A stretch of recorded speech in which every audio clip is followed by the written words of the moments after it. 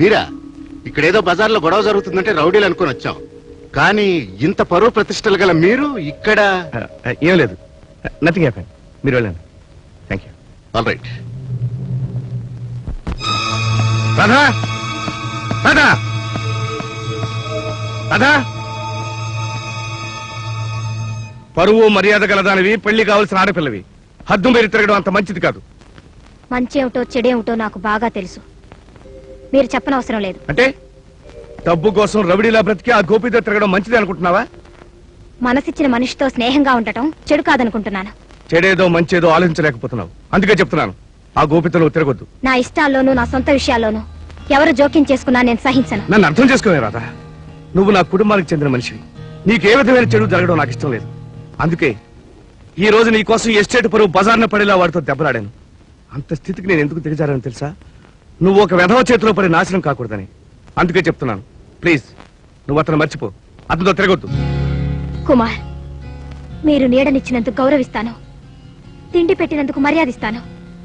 అంతేకాని మీరు ఉపకారం చేశారు కదా అని నా వ్యక్తిత్వాన్ని చంపుకొని మీ మాటలకు తల వంచి ఇంట్లో ఉండలేను.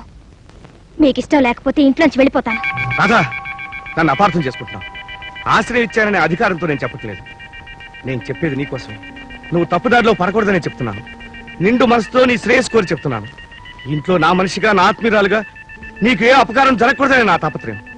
నా కోసం ఇంత తాపత్రయపడ్డానికి, అంత బాధపడ్డానికి మీరెవరు? తండ్రా, అన్న, బావ, బంధువా? ఎవరు? రాధా, నేను రాధా, ఏం చెప్తానే? అతనెవరు? దిక్కులేని మనల్ని దగ్గరికి తీసిన దేవుడే అతను. అయినా ఈడొచ్చిన పిల్లవి జాగ్రత్తగా ఉండమని అతను చెప్పడంలో తప్పే ఉందే.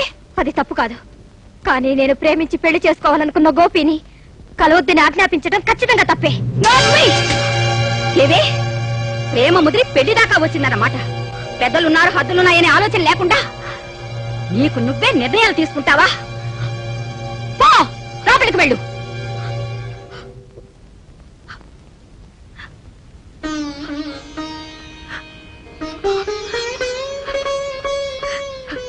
బాబు కుమార్, దాని స్వభావమే అంత. దాని మాటలకి నువ్వు బాధపడుతున్నావా?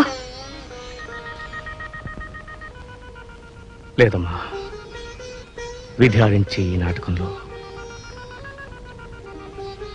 ఎవరు గెలుస్తారో ఎవరు ఓడిపోతారో నాకు అర్థం కావట్లేదు.